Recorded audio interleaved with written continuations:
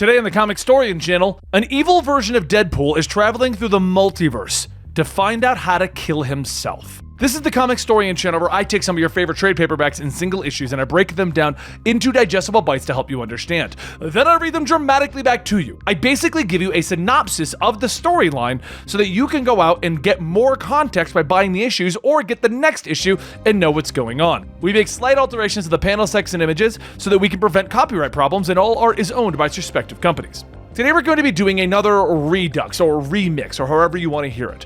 A long time ago, we did Deadpool Killustrated, which is a storyline that follows up from Deadpool Kills the Marvel Universe. You see, at the end of Deadpool Kills the Marvel Universe, he discovered that he was a comic book character. So in order to truly kill himself, he would need to travel through the multiverse to all of the inspirations for his character and murder all of them. So he goes through a lot of classic novels. We did the story a long time ago, but it was relatively short. And with our newer style, I wanted to redo it for you guys as a full story today. 1850. The waves rocking gently as Deadpool readies his harpoon, his small wooden boat adrift on the vast sea. There comes a time in everyone's life when they realize what I've come to know. We're gonna need a bigger boat, he tells himself, when suddenly the waters behind him break and Deadpool stands to see what is coming. Here we go! This is the big guy, Moby Dick! And me in a dinghy, he shouts as the massive whale crests the waters.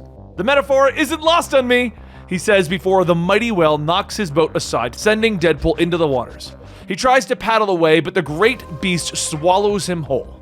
Elsewhere in the multiverse, 163 years later, 5 days ago, New York is in shambles. Fires rage and ruins lay scattered around, with the Baxter Building interiors covered in blood, scattered bodies cluttering the halls. Within his base of operations, Deadpool sits among the countless bodies of fallen heroes. The end is near, he quietly whispers to himself in the darkness, and as he looks around at the bodies of heroes from across the multiverse, he realizes something. It's never going to be over. I kill and I kill and I kill, but it's never enough. There's always another Spider-Man or another Captain America or another Captain Marvel. He sighs as he looks at the pile of Spider-Men, and finally he pulls out his revolver, putting it to his head. I wonder, you think after everything I've done, they'd let me die? He asks the dark voice. Pull the trigger and find out, the voice whispers in his head. Maybe you can rest at last. It's more likely you'll heal though, or be cloned, or go into some larval state until you emerge again, or be raised through black magic, the voice says as it rattles off ways of resurrecting Deadpool. I get it. He stands walking down the dark halls of the Baxter Building as the voice reminds him that the only way to end this is to find the source of it all and kill it. All right, plan B. Deadpool says as he opens up the door to his prison, stepping into a room full of evil scientists from across the multiverse. Good evening, Mad Scientist Brigade! What nastiness has my think tank cooked up for me today? He shouts to the gathering, and the Mad Thinker steps forward telling Deadpool that he thinks that he'll be pleased. Well, I've got a lot of people to kill at a short attention span. The real me.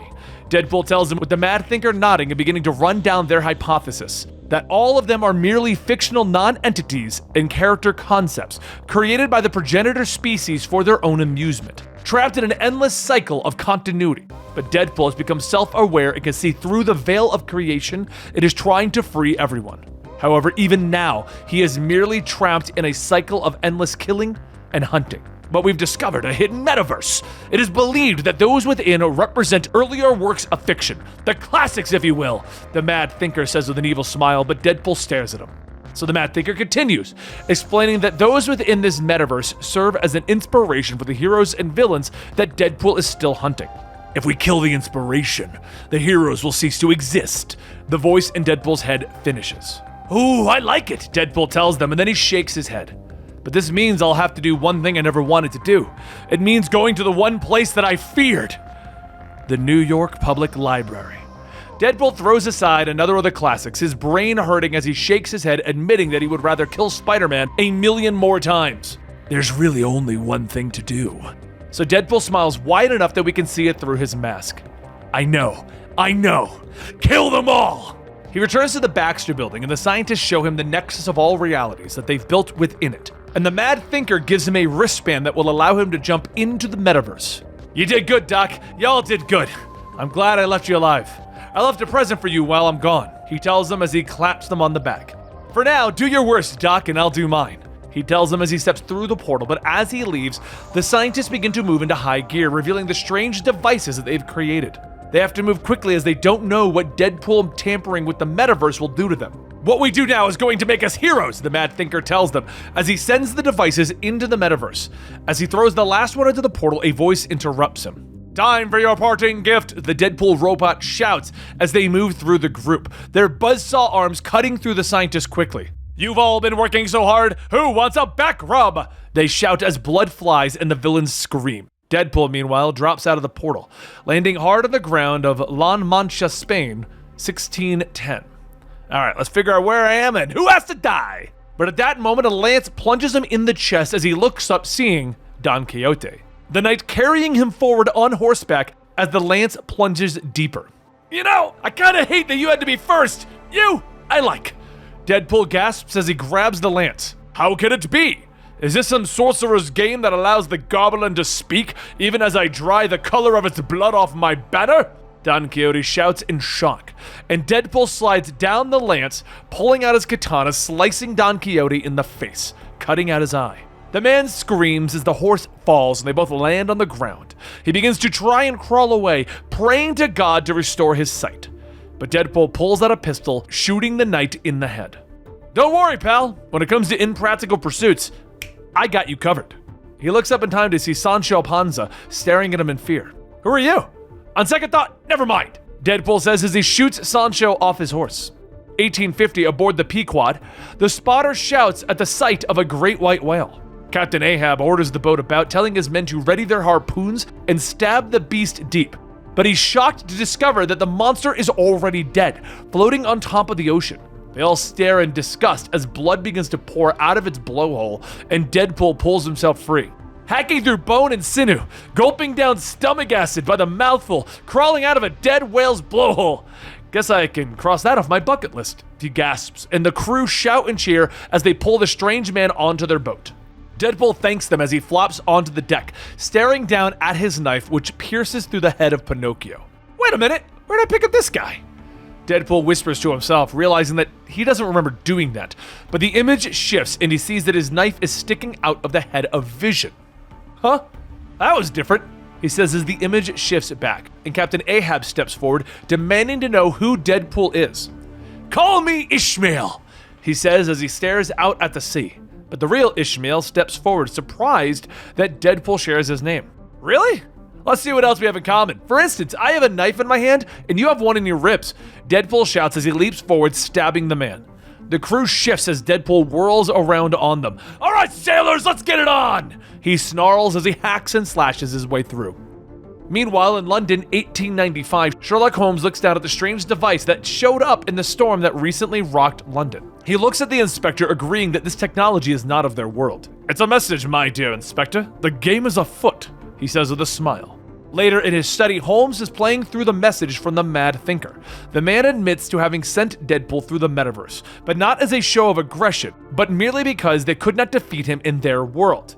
If he destroys you, he destroys every interaction of his prey, the Mad Thinker explains, and he finally says that he sent these warnings out in hope that someone could find a way to stop Deadpool. Meanwhile, back aboard the Pequod, Deadpool continues to slice through Captain Ahab's crew, but he turns, seeing the captain trying to quietly escape. I already killed the big thorn in your side. Your life's work is done. The least you could do is give me a high five before I cut your heart out. Deadpool shouts at him as he tosses aside more of the crew. But before his eyes, Ahab suddenly shifts to become General Ross. He's changing, the voice in Deadpool's head tells him. You know what this means? Deadpool says to the voice as he leaps forward, stabbing Ahab. It's working. The voice agrees, but as Deadpool stands over the captain, preparing to deliver the final killing blow, the ocean trembles, and a massive submarine breaks the surface, destroying the Pequod, throwing everyone into the water. Ahab tries to paddle away, but Deadpool is quickly pursuing. That's the Nautilus. It shouldn't even be here, the voice in his head says as they both look at the submarine. Tentacles rear out of the water, pulling Ahab clear while ripping Deadpool out of the water himself. You know, for a classic modern literature, this is all the markings of X-rated anime. Deadpool notes as he swings through the air, sharp and pointy tentacles diving towards him. But he hits the button on his wrist controller, phasing away. Sorry guys, I'll have to catch old Ahab later. For now, let's go find some low-hanging fruit. He appears in St. Petersburg, Missouri, where Tom Sawyer's trying to convince his friends about how much fun it is to paint a fence. He almost has them too, but everyone is suddenly distracted by the oddly dressed man that they see walking up the lane. The sword flashes through the air and the fence is painted with Tom's blood. Transylvania, Deadpool walks away from the darkness of Dracula's castle, the heads of the master vampire and his brides clutched in his hand. So that's it. In one fell swoop, I just killed all the vampires from our world. Dracula, Morbius, Baron Blood, and Blade, he says to the voice. That's the theory. It agrees, but also points out that he might have destroyed all of those associated with the vampires as well. Deadpool nods as he throws the heads away, reminding the voice that they could set off a chain reaction that even kills him. That's how you'll know you've won, the voice tells him as Deadpool hits the button on the wrist controller. Next, they appear in a dark forest, and Deadpool is mildly confused, when suddenly the Ghost Rider appears, knocking Deadpool to the ground. What's a demon-possessed redneck like you doing in a place like this? Deadpool questions, but the image shifts and he finds that it's actually the Headless Horseman that rides before him. The Spectre cackles, throwing his pumpkin, knocking Deadpool back to the ground, and for a brief moment he shifts again and it's the Green Goblin standing before Wade. Wade stands up, slashing the Spectre's horse, throwing him to the ground. Wait! A voice calls from the rider's body, with Deadpool pulling the rider's cloak aside to discover the man within. The rider explains that he was waiting for someone and didn't think that he would see a real monster. Don't worry, I'm no monster. I'm a genie in a bottle. And you wanted to be a Headless Horseman, right? Wish granted, Deadpool says as he brings down his sword, leaving the man's severed head with candles burning inside it. Very festive. Concord, Massachusetts, Deadpool tries to sneak into a house, but he's met by the Little Women. They each beat him to the ground until one slices off his finger, and for a moment, images of Mockingbird, Black Widow, She-Hulk, and Elektra appear. Deadpool lies on the floor in a pool of his own blood. I was saving this for a special occasion, but you girls are really pissing me off, he gasps as he pulls a pin from his grenade, and the whole house explodes. As he crawls away from the destruction, his body knitting itself back together, Deadpool groans to the voice in his head. I don't get it. I've killed Spider-Man, Avengers, X-Men. Is it just me, or should I be having an easier time with the dusty classics? So he finally decides that if he's going to kill an entire metaverse, he won't be able to do it alone. Meanwhile, back at the home of Sherlock Holmes, the man looks up at those that he's gathered. Using Mr. Wells' fantastic machine to travel through realities, he has gathered these heroes for a most drastic mission. We'll root him out and see his fiendishness undone, Holmes tells them as he looks at the heroes. Beowulf the Monster Hunter, the Tracker Natty Bumpo, the Warrior Hua Mulan, and Mr. Watson. It's a murderer that we must apprehend, my friends, and nothing else than the whole of existence is at stake. Meanwhile, back in the metaverse, Ebenezer Scrooge looks over his shoulder, the cold and dismal cemetery before him as he asks the ghost of Christmas future what he shows him. But over his shoulder is Deadpool, who motions to the dead ghost behind him. What, Tall, Dark, and Ghostly didn't tell you that your funeral was going to be of the closed casket variety? Deadpool explains as he raises his pistol. Elsewhere, lightning flashes and the body twitches, with Frankenstein laughing as his monster is brought to life. It's alive! He shouts with joy, but the sheets are lifted and the monster reaches out for him, wrapping its massive hand around Dr. Frankenstein's throat. The monster stares at him before throwing him away, crashing through the tables and instruments. What is happening? Frankenstein asks as he struggles to his feet. The creature's brain. Abnormal? He turns to Igor, trying to find his assistant and ask where he got the brain from. But Deadpool is the one who greets him, standing by the newly risen monster. Sorry, Doc. Old Igor is lying down on the job, meaning I killed him. And the brain that he took for your experiment? A whole bunch of mine. Dug it out myself using a spork, Deadpool tells him as he taps the back of his head. The monster moves forward, grabbing Dr. Frankenstein by the neck, lifting him into the air. The image then shifts, and it's the jackal being held off the ground, and the monster snaps his neck with a single shift. Ah, so that's what it feels like to do the dirty work yourself. How liberating. The evil voice from Deadpool's head now coming out of the monster's lips, and he smiles. Meanwhile, Holmes and his team continue to follow Deadpool's trail. They've managed to find the island of Dr. Monroe, and they discovered it to be a graveyard of animalistic corpses. When they went to Lilliput, cats feast on the bodies of the tiny people. Gulliver, nowhere in sight. Rome, bodies are scattered everywhere. With each new scene, Holmes begins to forget. He knows some of them, or knows that he should know some of them, but the places and the faces of the dead begin to escape him, adrift in his mind. Holmes, the murderer. You said he was working alone, but there is someone with him. Natty explains to their leader. Holmes nods, explaining that he believes Deadpool to be quite mad. What a ghastly turn of events if someone found a way to give his other personality physical form. Haste, my friends, we must make haste! Meanwhile, over in India, Deadpool finishes stabbing the snake that tried to wrap around him, and with the monster nearby standing on a dead elephant. These creatures should not be taken lightly. Their stories are filled with violence and death. The monster reminds them as Deadpool continues to joke about talking cartoons. Bagheera and Mowgli leap from the bushes with a roar, the panther leaping at Deadpool, knocking him to the ground as Mowgli rushes the monster.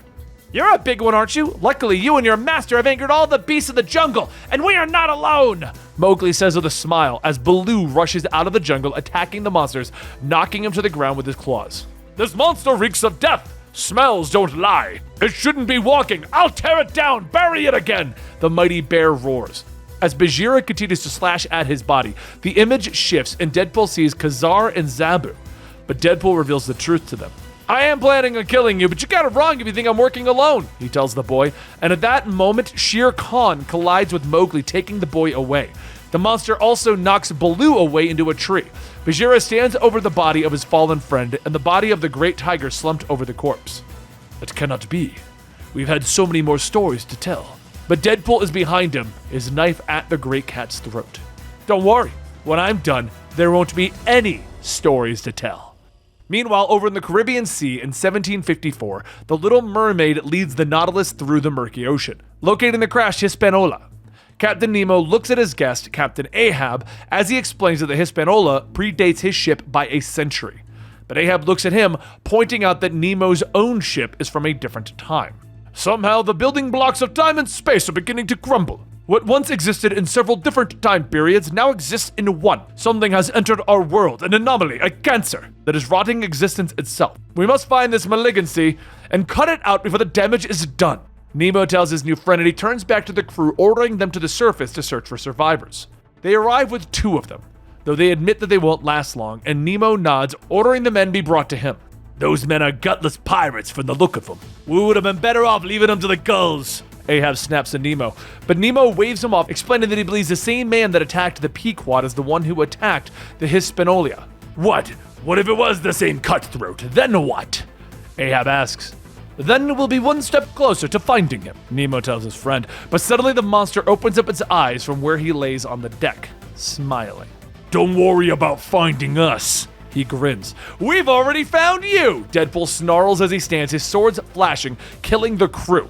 He rushes forward, running Ahab through, and then he leaps forward, knocking Nemo to the deck, bringing his swords to the captain's throat. Almighty God, enough! Nemo growls, and the image shifts as he finds it to be Magneto beneath Deadpool's blades. Afraid not, Deadpool tells the captain as he stands up. The Little Mermaid swims outside, and the image shifts, and it's Namor in the murky depths. She turns in shock as the torpedo doors open and a torpedo is launched. Captain Nemo strapped to the side of it, with the explosion ripping through the ocean, killing the captain and the Little Mermaid. Did you see that? The Little Mermaid? Namor? What I wouldn't give to see the submariner's face when he found out that he was inspired by the Little Mermaid. Guess I won't get a chance, though. Just like that, Namor doesn't exist anymore, he says as he turns his back to the monster and then rushes to the deck. Now we gotta get control of this sub. It's time to go after some big game. He shouts as he steers the tub towards the massive Greek monsters, Scylla and Charybdis. And with that, the deaths continue. The 3 witches of Macbeth are boiled in their own cauldron. A man is shot at his door as raven feathers around him as he quotes nevermore. A great cockroach in a bed killed by a hatchet. With each scene, each story, Sherlock Holmes continues to forget where they came from. Works of fiction have begun to disappear from his mind. The fabric of the metaverse is torn asunder. The great beasts have been killed. The Nautilus detonated to destroy them and the likes of the Odyssey. And Deadpool and his monster appear in a flash of light. Paris, 1627. The citizens are scared, shocked by the monsters that have appeared before them. But Deadpool's monster merely growls at them. Are you feeling alright, buddy? Deadpool asks his friend, but they're interrupted as the voices call to them from behind. The pair turn, finding a group of musketeers before them. Whoever you are, you will not terrorize the citizens of our fair Paris. You might be brave when it comes to attacking harmless townsfolk, but now you face Athos, Aramis, Porthos, and D'Artagnan, the musketeers tell him. Deadpool nods and turns to the monster, drawing the sword from his back. Actually, I'm glad you guys showed up. I've got a bone to pick with you, he says as he turns and leaps at them. What kind of candy bar doesn't have nuts in it? He shouts with anger. He leaps into the fight with the musketeers as his monster roars and snaps the neck of the closest one. Again with the unintelligible roaring? Where's the charm? Where's the sass? Deadpool asks, but as he takes his eyes from the musketeers for a moment, he receives a rapier through the head, hitting the ground, and he begins to babble incoherently. He sees it. The universe. The heroes are dying off, folding on themselves and becoming something new, only to be destroyed again. Pretty soon, there will be nothing left, and then I'll be gone too. But if I never existed, I never started down this path. I never... He gasps to himself as he sees a musketeer standing over him. I don't know how you're still alive, but yield, the musketeer orders. Deadpool moves fast, stabbing the man in the throat. I'm still alive because it's not working, he growls in anger. No fair! I'm not the only one with a healing factor, am I? He snaps as he looks around at all of the dead musketeers and civilians around him. And he finally looks at his monster, admitting that they just killed the very idea of a team. But someone is peeing in the punch bowl, and you're the walking, talking proof of that, he says to his now stupider friend. What's wrong with me? The monster grunts as he slaps himself on the head, but arrows are suddenly shot through the air, hitting him in the chest. Let me guess, you're the cavalry? Deadpool asks as he turns to see Holmes and his team. Holmes looks at him. I can tell by your stance, the shift in your eyes, the tensing of your muscles, that you know who I am. But your petty verbal jabs betray your fear. We have traveled a long way to catch up with you, but this game ends here. Deadpool simply looks at him. Sick of monster me! And the two of them launch themselves at the heroes. Deadpool fights against Bumpo, his sword clashing against the tracker's hatchet as the monster faces off against Beowulf, but the great warrior tears the arm from the monster's body after he buries his blade in his chest. I'll send you back to the corpse pile, beast!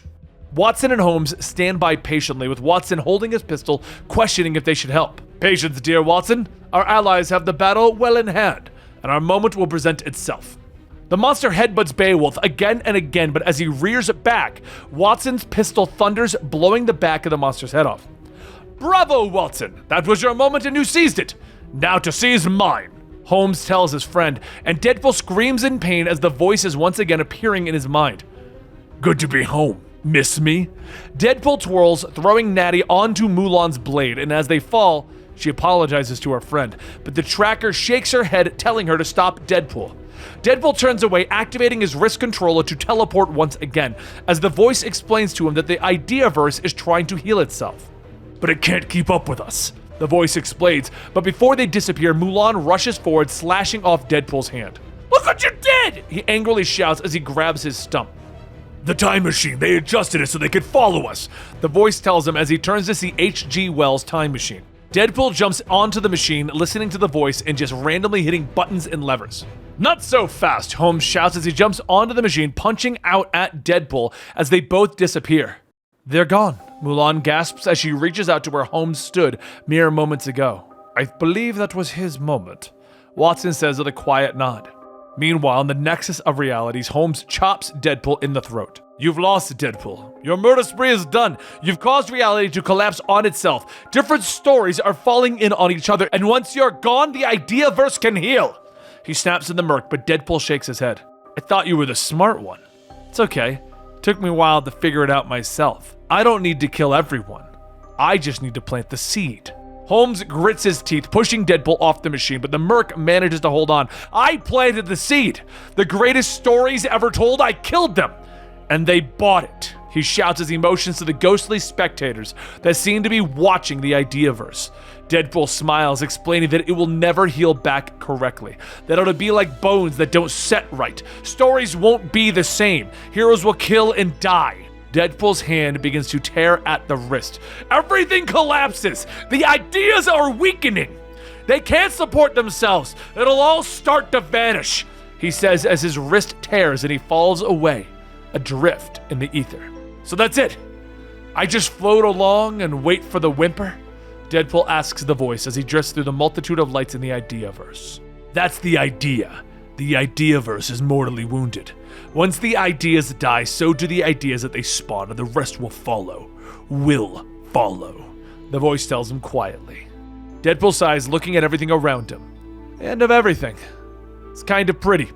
On the machine, Holmes taps his head. He knows that this is his moment. He He just has to remember. Keep the ideas alive. Set the bone. Keep them alive and remember. He tells himself as he reaches for the controls. And there you have it, Deadpool Killustrated in our newer style. The full story, all of the parts of the storyline that came out. But there is 2 more parts to this Deadpool Kills series, I guess? We gotta do Deadpool Kills Deadpool and then Deadpool Kills the Marvel Universe again. We're gonna be doing all of these right here on the channel, so make sure you hit subscribe, hit that like button, and turn on your notifications. And don't forget, you can get early access to our videos if you go over to our Patreon, patreon.com/Comicstorian. Thank you so much for your continued support, and I'll see you next time right here.